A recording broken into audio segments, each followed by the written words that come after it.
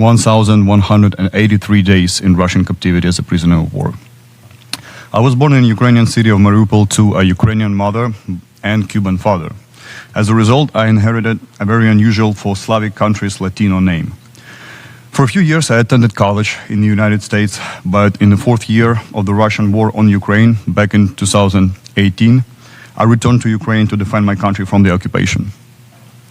With the beginning of the full-scale invasion, I was already on the front line on the outskirts of Mariupol. For 3 months, I witnessed how Russian forces were wiping down residential blocks of my hometown, using civilians as a life shield, killing hundreds of men, women, children, elderly. Eventually, together with other Ukrainian servicemen, I defended the famous Azovstal steel plant. Our surrender was the result of international negotiations. We were giving assurances that the defenders of Azovstal would be treated in accordance with international humanitarian law and prioritized in prisoner exchanges. What follows was very different. More than 2,400 people were placed in overcrowded barracks without adequate conditions. There was almost no water and extremely little food. It came to a point when almost all POWs were ill with dysentery. Many were starving, having an extreme weight loss, collapsing multiple times during a day. When I was later transferred to occupied Luhansk region, another aspect of Russian captivity became clear to me: prejudice based on nationality and ethnicity. My Spanish name caused many Russian authorities to suspect me of being a mercenary. They could not comprehend that Ukrainians could be of inter-ethnic heritage without losing Ukrainian identity.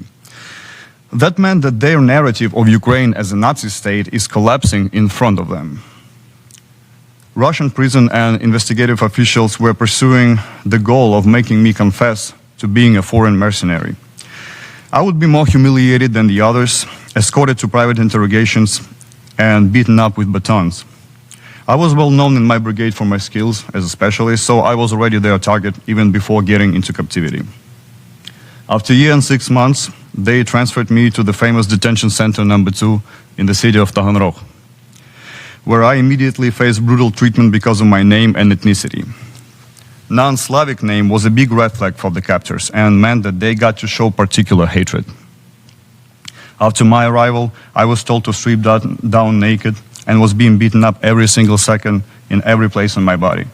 On the same day, I was escorted to a separate interrogation courtyard in the jail, tortured, beaten up by 3 prison guards with fists and batons. They accused me of being a mercenary and an American spy because of my college years spent in the USA. After I refused to admit this, I was electrocuted. I was being treated harsher than other POWs. When my cellmates and I were escorted to a shower, I was the only one with handcuffs on my wrists. During daily security checks, I was being beaten up more, not only for being a Ukrainian Marine, not only for being a drone specialist or being an Azovstal defender, but mainly because of my Latino name and my Cuban background. Russians were outraged that someone with a connection to Cuba, whom they perceive as an ally, would fight against their occupational army. Here's a picture from a blackmail video that was sent to my father, my Cuban father, from the FSB. I was approximately 52 kilograms here. I have been living like this for 9 months. This has been also happening for almost a year during my stay at the next location in the detention center number 3 in the city of Kyzyl. For 3 years and 3 months in Russian captivity, I've never had a chance to speak to my family. It is fair to point out that such prejudice existed not only towards me, but to any people who were standing out from the crowd. In the city of Taganrog, Russians have killed during interrogation a citizen of Poland. Also, they were holding in solitary cells and tortured citizens of Georgia and Belarus. Other countries as well. Some Russian citizens who were held in suspicion of sympathies for Ukraine were also treated the same as us. Almost all Ukrainians who were held in detention center number 2 in Taganrog were exposed to torture through freezing, beatings and electrocution, verbal, physical and sexual abuse. Russians were tying POWs, locking them in handcuffs and carrying out sexual violence with foreign objects. The goal was to break their mental state and force to confess to falsified crimes. Similar prejudice and hatred were expressed towards citizens of Belarus and Georgia who were held in detention center number 3 in the city of Kyzyl. And this is how I looked the day I returned back home. I was 55 kilograms in this picture. This experience shows that no one is protected in Russian captivity.